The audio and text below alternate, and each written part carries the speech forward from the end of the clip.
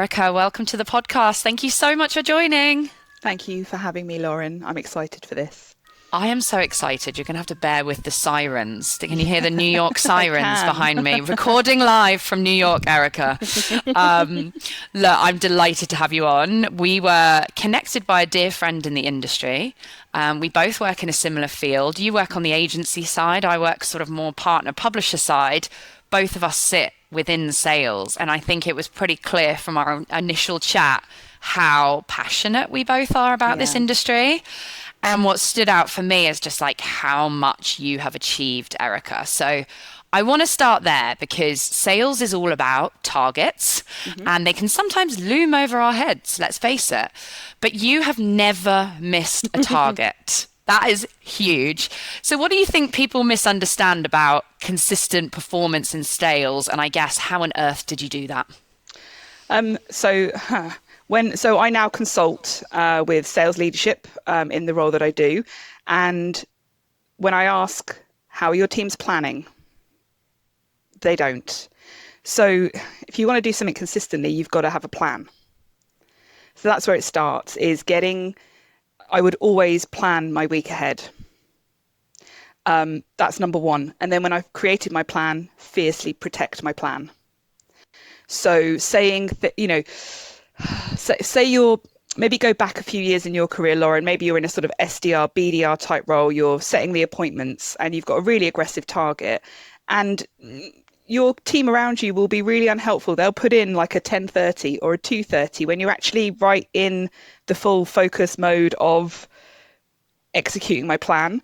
So I talk a lot about you've got to empower your people to say no and push back and say, actually, I've got other priorities that are important for me to achieve in that time. So I'm not coming to that meeting, or put it in at 9 o'clock, 5 o'clock, just get out of the way of my core focus. So that's one thing. So have your plan, fiercely protect the plan. Then there's unusual stuff that I do, Lauren. So I think slightly differently about a lot of things. So if I said to you, imagine a calendar, how do you visualize that calendar? What does it look like for you? As in my work calendar? Yeah, or just a calendar. Like, what does it look like? I'm super regimented with it, so similar to you, but I color code my calendar. Okay.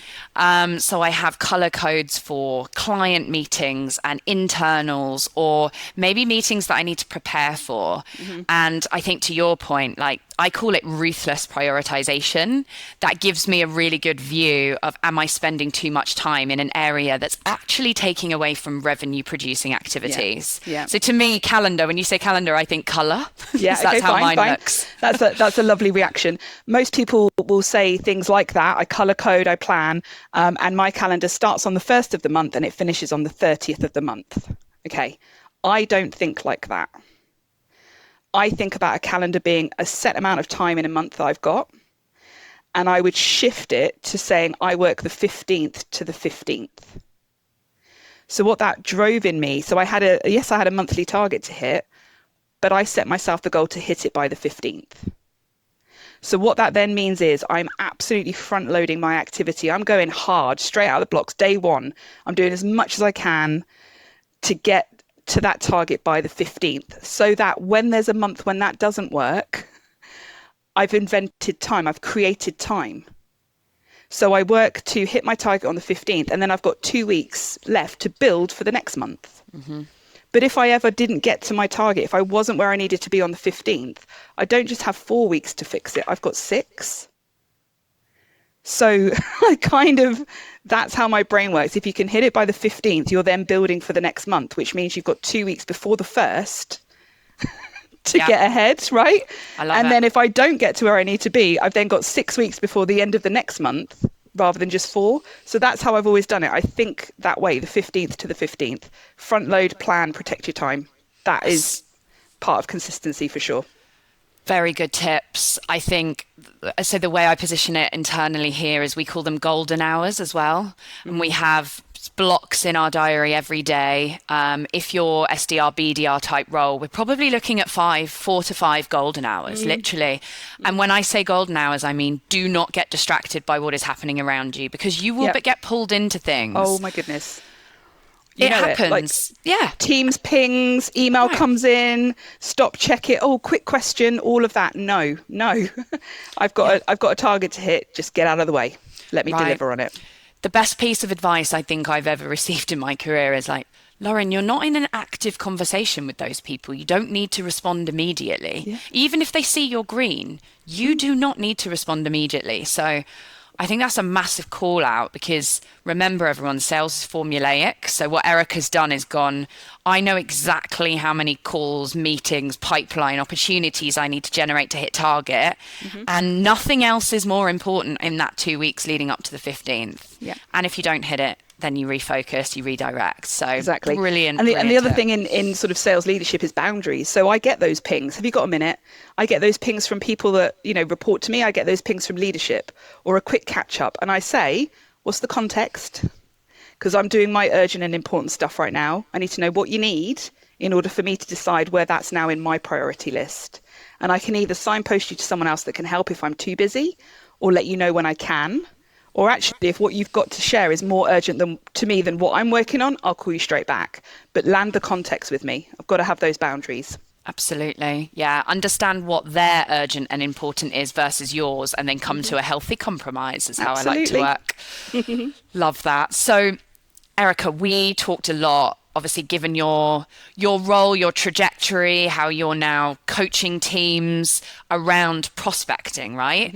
And you've been very vocal to me that you hate the current state of prospecting. Oh, I can't stand it. Same with me, actually, especially post-pandemic, and especially if we think about with the rise of AI and automation, because the market just feels really loud, feels really noisy, feels more irrelevant than ever. So in your view, what's gone wrong? So I think so leading up to the pandemic, there was this wonderful gift to salespeople called sales automation. And suddenly you could do an awful lot in a day. You could automate all of these sequences. You could go for it. My gut reaction to that when I was shown these technologies and asked to buy these technologies was, for me, sales is inherently human to human, and I don't want to automate my relationships. So I never went for them. And I'm glad I did, because what then happened was the pandemic. And what actually happened, the biggest shift for the first time in my career, is how noisy buyers became. The inbounds went off the chart. Everybody needed technology to adapt quickly and survive, or their businesses died as a result of what was going on globally. So these sales automation tools came in and everyone thought they were great and fantastic, and they made a lot of noise. And then the pandemic hit and buyers made even more noise and kind of hid that what we were all doing was just making too much noise, right? You can go and look at a guy called Mark Cosaglow. So he was the senior vice president of global sales for one of these sales automation technology companies. And he's now saying the great ignore is upon us and we've done it to ourselves. So it's that kind of thing. It's sales teams going, I worked really hard today. I sent 2,000 emails. You didn't. You sent one email 2,000 times. There's a massive difference in that. And so I think that's the state of it. And now that buyers aren't being as noisy because they've invested in all of these technologies, they're now in renewal cycles 5-6 years down the line. But salespeople are still doing what they were doing just as we got into the 20s. And I think the pandemic hid. I think we would have worked out much quicker that this kind of technology doesn't actually serve us if it wasn't for the pandemic. Absolutely. It is. It's crazy. I was asked on a podcast recently about a sales myth that I would like to kill. And mine is all around if you throw enough at the wall, something will stick. Because I think that goes back to the volume. Yeah. It does. Exactly what you're saying. These tools have been created for us to scale the volume that we deliver. But you're right, the messaging, I mean, we talk a lot about this with our clients at Interlink, is like when you go into quality nurture, you don't just want to send the same message to everyone. No. It has to be about the engagement, the connection, the authenticity, the relevancy. And I think that we're losing that a little bit. Definitely. And let me build on that a little bit, because when I do speak to clients that have got these sales automation tools, it's not the actual salesperson writing these cadences, they're given to them. So then what you're doing is you're potentially creating zombies at the wheel. That's right. You've got salespeople that haven't written the copy, haven't thought about the positioning and the messaging. deploying these emails, and then they speak to the customer and they haven't crafted it, right? So what they then say might be different from the message that's received, or they're just not delivering it authentically enough. So we've taken away, through these sales automation tools that are really noisy, a salesperson's ability to get creative and really think about what they want to say, how they want to say it, what message they want to land, because it's written for you and provided. Not only that. And quality is going down, right, as a result of that. Absolutely. Yeah. Not only that, Erica, I'll add to that. We hosted a roundtable last year in Miami around sales and marketing alignment. That was the topic. We brought together senior marketers, and quite a lot of the marketers in that room said that they write the cadences for their sales team. And don't get me started on marketing writing sales messaging, right? So what happens is marketing naturally default to the royal we, our, us, and then your buzzwords: leverage, utilize, enable, fast pace, digital That's what marketers do. But when I'm speaking to a prospect, I'm using us and we and our between us, not as my brand's voice. So one of the biggest giveaways that the sequence that sales have hit go on has been written by marketing is that language. It's we, our, us. We're the brand leader. It's that kind of language, and it's terrible because it's not how salespeople speak to prospects. Totally true. And I think we've just spent time there talking about our loathing of AI tools generating high volume and at scale. However, on the flip side, AI for me recently has been so valuable where, to your point, whenever I write an email, I want to make the customer the hero of the story. Mm-hmm. And I had an example of yesterday. I wrote an email to a customer where they weren't hitting our minimum spends, right? Pretty standard. And I thought to myself, hang on a minute, this is so about my minimum spends. But actually, the reason we have minimum spends in place is because them running a campaign that's that small is statistically not going to make much difference for their bottom line, right? We operate in the lead generation demand field. So I wrote out my view of the email, but it was very me, my team, resource heavy. Plugged it into AI and asked it to reshape it around the customer. This is actually, it's not about me. This is about you. I don't want you to come back to me and say, this didn't work. Actually, what you're getting in return is so small because your investment isn't high enough. That's a completely different kettle of fish. Yeah, absolutely. And I would say with AI at every salesperson's fingertips, there are no excuses not to be doing your research. There are no excuses to be sending, generic messaging out to people. Like, it's audacious. And that's you just hitting your own minimum standard of, I need to deliver 250 activities today. That's, if you care about that, you're not selling. Absolutely. And you said to me, everyone talks about customer experience, but no one's talking about prospect experience. Yeah. So that ties into that. Why don't you explain a little bit to the listeners what the difference is and why that matters? Well, it's the same theory around, putting the customer at the heart of what you're doing, but you're thinking about your prospect instead. So that's, how can I show up and add value to their day rather than giving them a job to do by saying, here's a white paper that I've attached and a link that you need to click to go and register to come along and find time for this webinar over here. Like it's lightening the load for your prospects. It's doing something I coined, a term I'm very proud of, Lauren, which is the thinking and linking. So it's thinking about their business, how their business makes money, and linking your proposition to their corporate goals. And then you're not saying, hey, we do this shiny AI tool for you. Would you like it? It's, we've developed this AI tool that can underpin these 3 strategic objectives of yours. So you're taking the load off of them to have to think, is this useful? How could this apply to my business? Because you're doing the thinking for them. And even if you get it wrong, Lauren, the fact you've tried earns you kudos with your prospects. So that's the one thing, is how do I show up differently in a helpful way with empathy that puts my prospect at the center of it? That means, I'm not talking about my agenda and I need to hit target. I'm talking about their agenda. But it goes further than that. So that's very top of funnel, how you show up in someone's inbox, how you show up on LinkedIn. Don't be pitch slapping people the minute that you've connected with them. Build a relationship. You're on a social networking site, not a social selling site. It's emails that come across as helpful, that bring value, that have a perspective and have shown thought. And it's, again, back to planning how you're going to introduce yourself to somebody. What questions do you want to ask them about what's going on in their world? Then we get into sort of middle and bottom of funnel. Prospect experience then becomes buyer enablement. What meetings is your champion going to go into internally?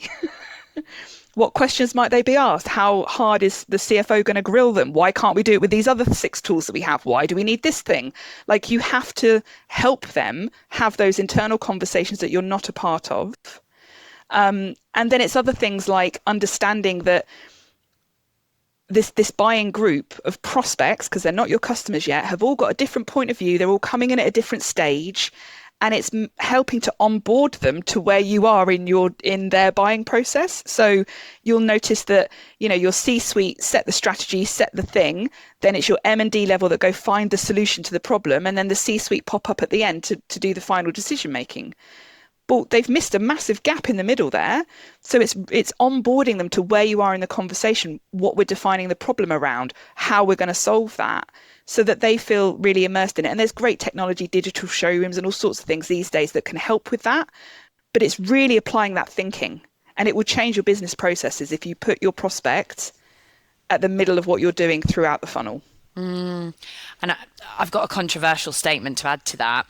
I absolutely hate sales frameworks and methodologies that are very prescriptive, because everything that you've just said, it's actually quite hard, because fundamentally that's grounded in understanding. It's like behavioral science, the human psychology of what makes people tick. It's adaptive communication. If the CFO walks in the room, they're going to have very different needs and requirements for your services than maybe your prime buyer, right? There's target, there's hidden buyers.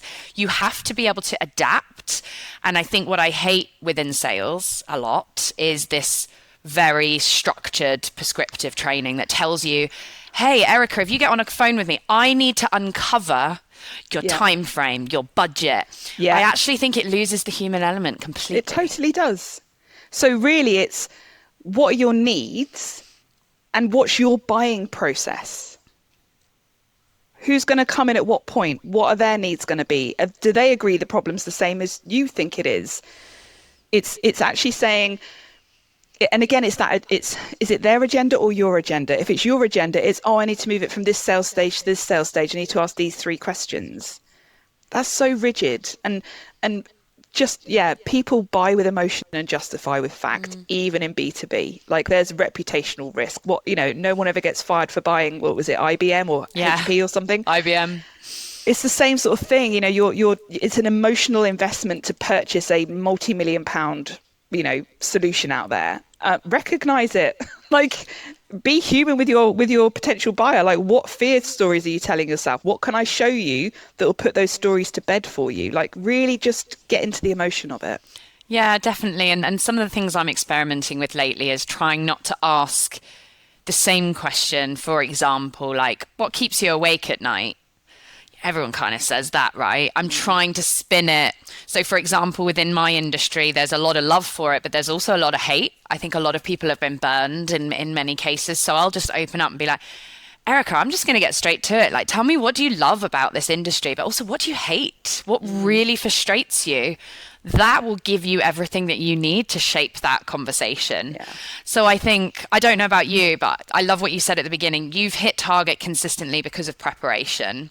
You understand your products, you really research your clients. The bit I don't prepare as much on is discovery questions, because I think it should flow much more naturally. See how that person, they might come onto the call really flustered. I had that yesterday. There was a guy who was in quite a lot of pain. He'd had like injections in his back.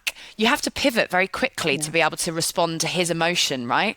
Going in and asking him prescriptive discovery was not going to drive that outcome. No. And another thing, Lauren, like I learned this, and we'll probably come on to it a little bit later around the work of Brene Brown, but we invested in ways of working, which comes down to ways of being. So who are you authentically? Ways of doing. What environment are you trying to operate within? Those 2 things added together is ways of working. And just one simple thing, which is check in with your teams. Ask your teams a check-in question, right? So it could be funny. It could be something serious. So it could be, give me your color. Red is, I'm up to here. I could probably do with the time back. Can I catch up later? Like, record the meeting and I'll watch it later. Am I amber? There's a lot going on, but I can make mental space for this. Or green, which is good. Let's go. And then you can ask funny questions or questions related to the meeting, like what do you need to get from the meeting? And it just checks everybody in. It's cameras on. I need to see your body language, and let's get on with things. Or it could be a really funny question like, I don't know,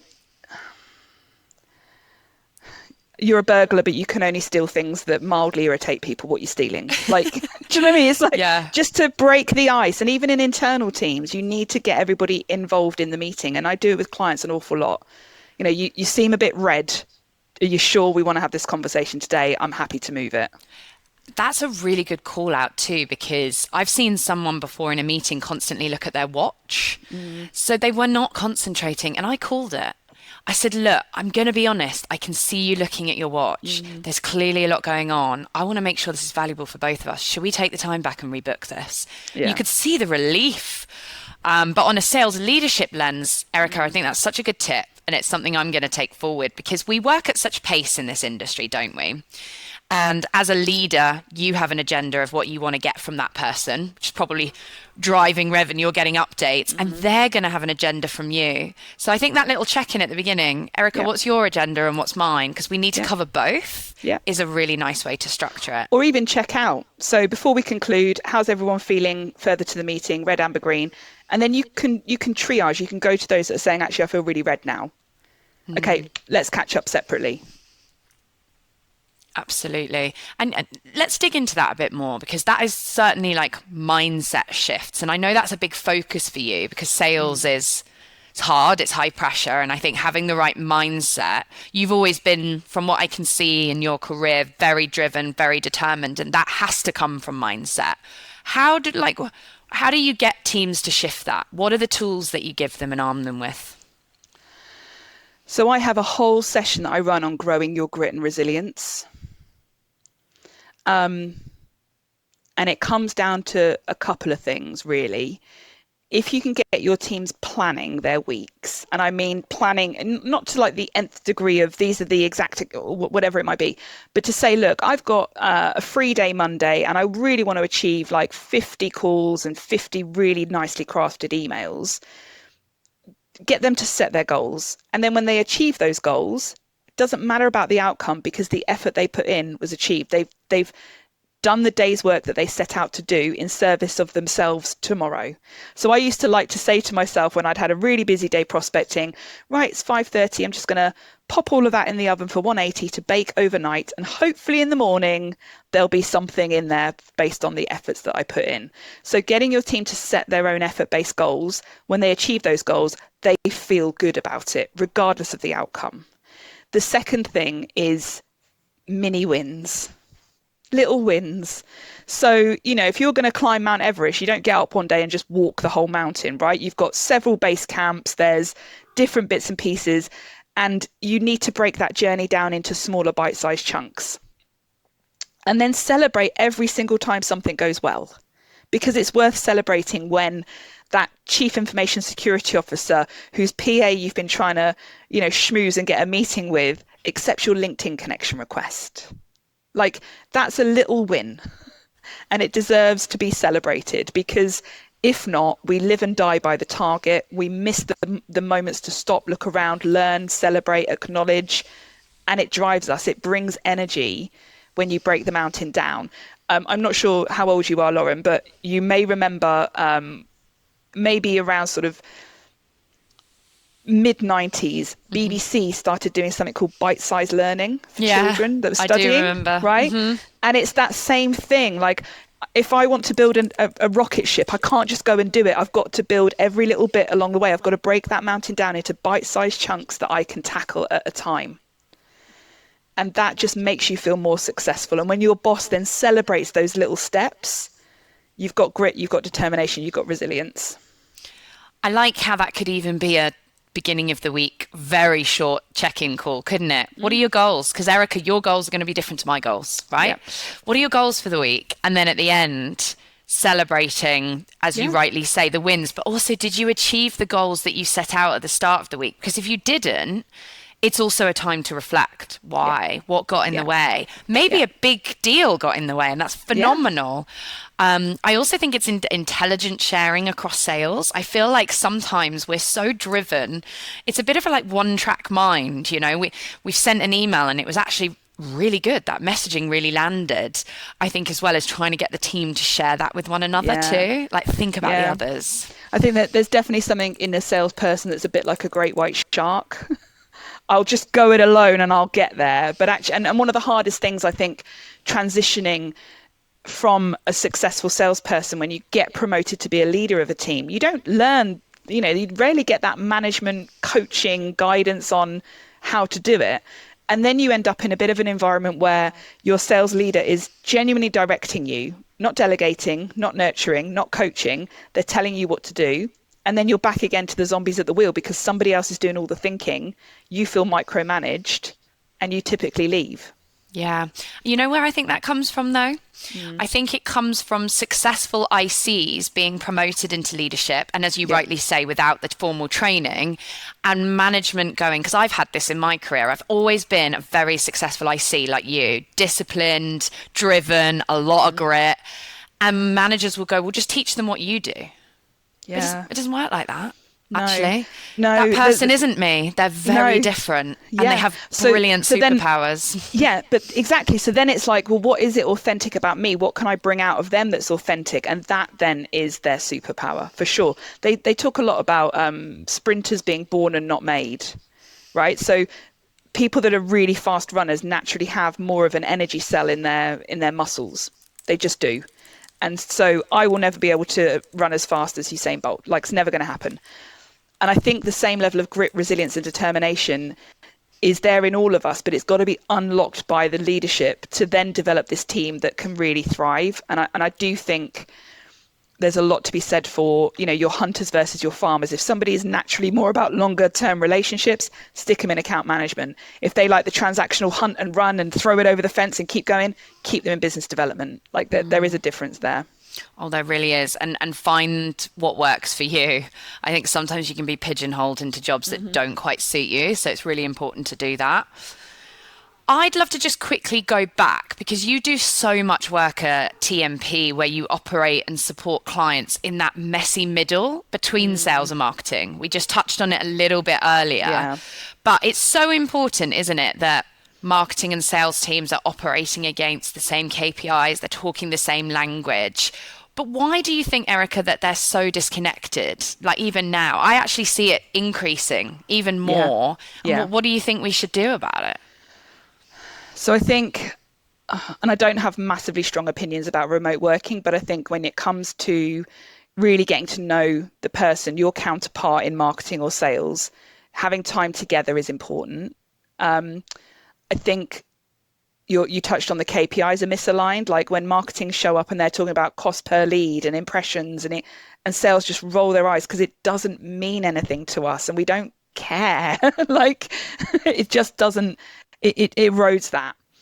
But I also think there's a cultural piece, and I think that cultural piece is underpinned by incentives which drive behaviors. Okay. So, usually your sales team are heralded as the heroes. They're the ones that get the sales kickoff in Yeah. Dubai. Oh, what about me? Like, Right. do you know what I mean? There's a whole lot of behavior, incentive, reward around sales that I don't see in marketing. I think there's a bit of ego in there from the sales perspective of, I've heard them call the marketing team the colouring in department. Like it's awful. It is awful out there. But I think these globally spread teams that very rarely do one-on-ones with each other, doesn't need to be in person, but make time for each other. And then I think there's also a crime of a lack of curiosity sometimes. So if I had invested millions of pounds in a massive media campaign and I'd come up with the message and the brand story and the red line and all of that good stuff, I'd want to read the opportunity report that the salesperson generated as a result of my campaign. I'd want to know how it's working, what's in the conversation detail, how can I join a call that's a bit further down the buying process so I can hear what the CFO is saying, I can hear what the chief commercial officer is saying. Get me in the room as a marketer because I'm so attuned with my marketing hat on to language and tone and all of that kind of stuff that I'm going to find stuff, nuggets of gold that I then put into my next campaign and we supercharge it. So I think there's a bit of ego. There's a bit of we're the golden child of the company. We're the ones owning the big target. So all the incentive and reward goes there. And then I think there's this lack of curiosity to follow the process to its end. And then there's leadership not demanding that people do it. Yeah. However, you are now starting to see growth in roles like Chief Revenue Officer. 10 years ago, I don't really remember coming across a CRO. Like he was the sales director and the CFO working on the forecast. Now you've got the CRO, you've got chief commercial officers. It's in these people's interest to get sales and marketing working together. It really is. And I like the point about ego, because I also think with sales, a tip I would give as well is build a really good relationship with your marketing team. My marketing team here are brilliant. I often go to them and I'll say, I think that people hate the terminology content syndication. And we keep putting content out saying content syndication, but we do so much more than that. We need to coin a new term. And they're like really interested. Oh, what are your customers saying to you? Have that direct feedback loop with your marketing team. They are open to listening. And I guess that leads me on to the next question is when you see that work, that collaboration work, and they sit side by side, what have you seen happen? Well, it's beautiful. It really is. It's wonderful because it just makes such a shift. There's so much in it. Like the prospect becomes the center of everything. People start to get obsessed with how the data's flowing through their organization. So, take me on a journey. I'm a prospect and I enter your system through content syndication. Where do I go then? Where do I touch?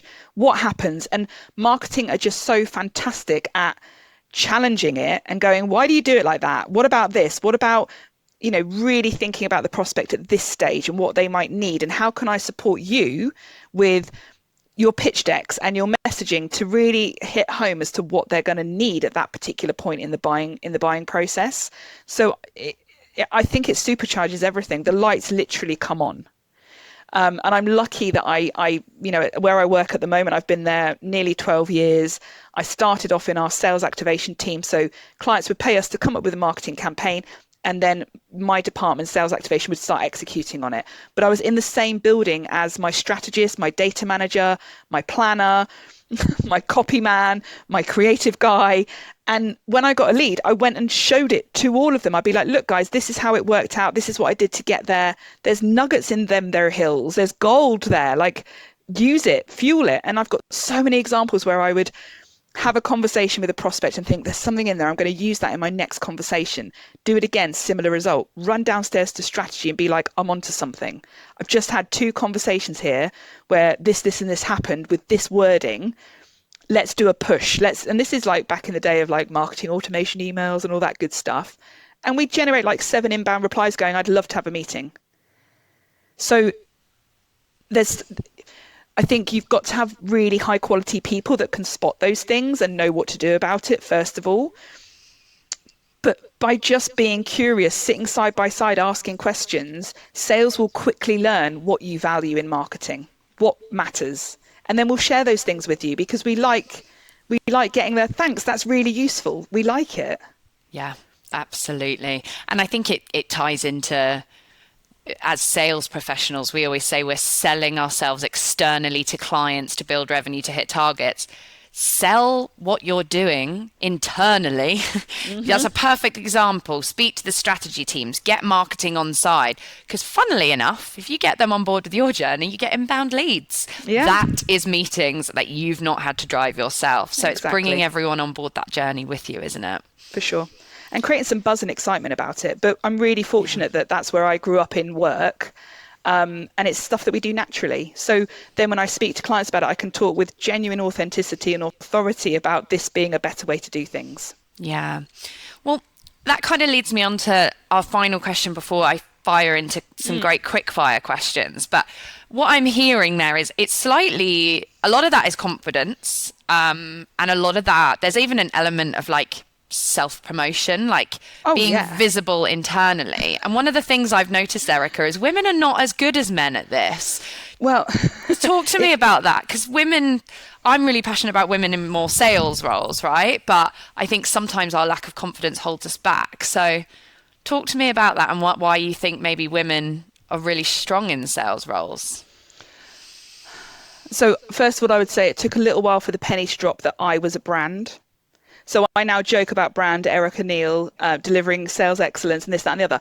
But I was surrounded by marketers. Like, we're a marketing agency. I'm surrounded by marketing people and I'm talking sales and they don't get it. So I had to establish a brand of what I stood for, the safest pair of hands to work on your campaign, the one that's going to bring client delight and great feedback, great sales feedback, and guess what? Revenue outcomes for the client's investment with us. So I was then in demand by our client services team. We want Erica on this. We want Erica on this. But to go back to the question around the strength of women in sales, I think it's something that's actually quite evolutionary. So they say 72 to 90% of communication is body language. Okay. And as the smaller, fairer sex, we had to evolve to be able to very quickly read someone's body language to know, are you a threat or a friend? So now you put that into a sales context where 72 to 90% of what someone's saying to you is in their body, not in their words. And we're just so good at reading people. It's really active listening. It's really responding to someone's, nodding head or they're looking a little bit suspicious of me, and going, stop. What did I say that's caused that reaction? Talk to me. Where's your head at right now?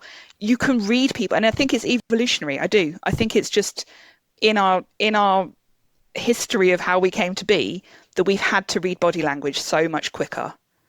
I've never heard that, and I'm going Really? to use that. I will quote the brand of Erica Neal that gave me that. Don't worry. I won't steal it as my own, but it's so true. It's absolutely true. And I think it's how many times have you been on a call where clearly you're not listening and you're slightly focused on something else and the salesperson continues to pitch at you? Mm-hmm. It kind of what I was saying earlier about a guy being in pain or someone being busy. Like, you have to be able to read that and adapt. It's not easy, but it does come quite naturally to us, actually. It does. So I think, my advice to any women in sales is tune into that. You are a natural, you can naturally scan someone's body language quicker than a man. And I don't know if that's scientifically proven. I'm just, guessing here, but it feels about right that we would do that more naturally. Yeah. Reading the room.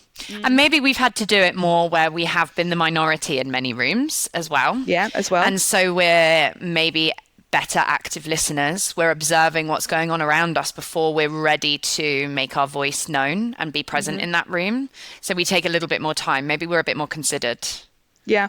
Although for me now, because what I do and the way that I do it seems to work very well, I'm now very confident. I lead the room these days. I'm not active listening. I'm come on, guys, we've got this project to crack. What are we going to do? How are we going to do it? And I've moved into that more leadership role, but it's backed by confidence from being able to read the room and rely on my experience as well.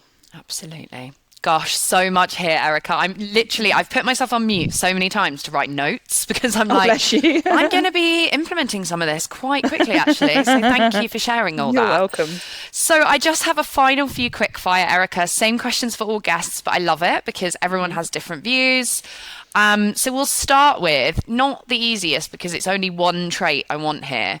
But if you think about everything that's made you successful as a sales leader, what is the one trait that you believe is most critical? I think it's nurturing. You've got to invest in the people around you so that they feel seen, heard, and valued, and they'll get grittier for you. So you've got to nurture and invest in your sales team. I think there's a stat out there that says sales leadership should be making sure that their teams get 40 to 60% of their time in coaching, mentoring, and helping. That's right. Yeah. And it doesn't happen. Nope. It really and that's what doesn't. pays my bills. Yeah. Because they bring me in to do it. Yeah. Also true. Yeah. I think I spend 2 hours a week with my team. 1 hour is like active stuff, and then the other is dynamic coaching.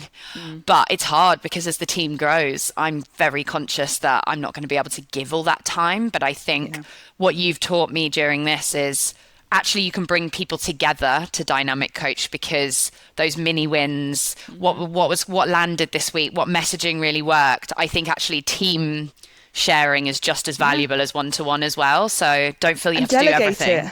Delegate it. Like, find your role models within your team and give them a little bit more power to go and help others, and just start to breed this culture of nurturing, because there's so much to learn in sales. And even when you think you've learned everything, guess what? Something comes along, like a pandemic or like a brand new technology, and we start again.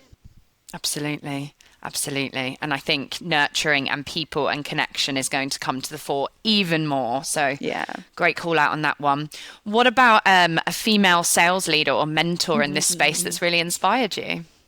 That has got to be my friend Joanne Black. So Joanne Black founded a company called No More Cold Calling, and she won't mind me saying that I love cold calling, but her business is a referral system. So she brings referral system thinking to businesses so that they use their relationships to get referral instructions and grow.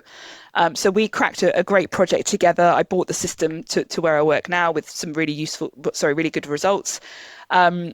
And since then, like, we catch up every fortnight. Like, she's a mentor, cheerleader. She's a hero for me, and somebody that I learn an awful lot from every single time we speak. And she'd say the same, vice versa.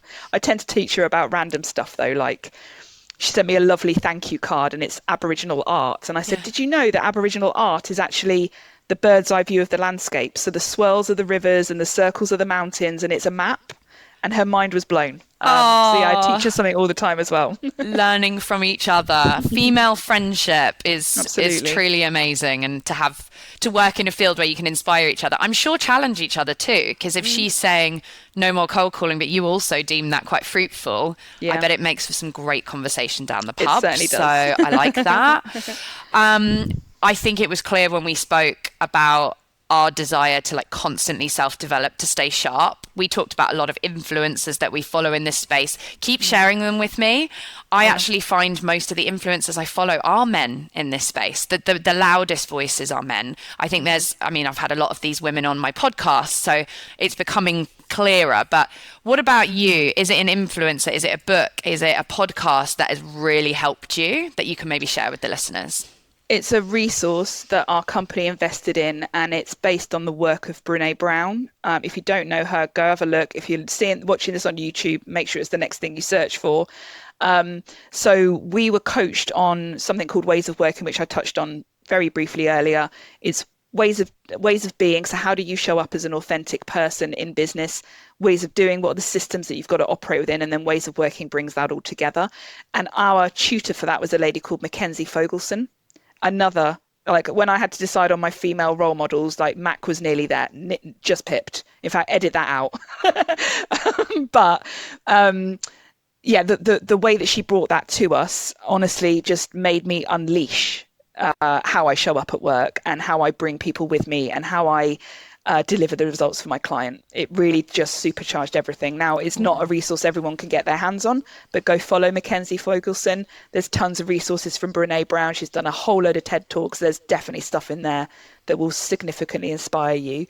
And then I think the book that has inspired me most is actually a book called Wintering by Catherine May. I'm in the middle of reading it now, Erica. This happens to me so much on this podcast where it's like serendipity. I'm like, how did that just happen? Yeah, I'm in the middle of it now. It's very good. And it's really about acknowledging, it's not about the winter. It's acknowledging that you will have moments in your life when you're out in the world and everything's great.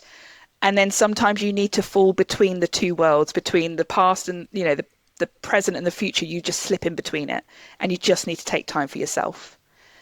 So yeah, that's a great read as well. I think it's a great place to land as well, because sales is hard and you are certainly going to have winters and you are definitely going to have springs and summers.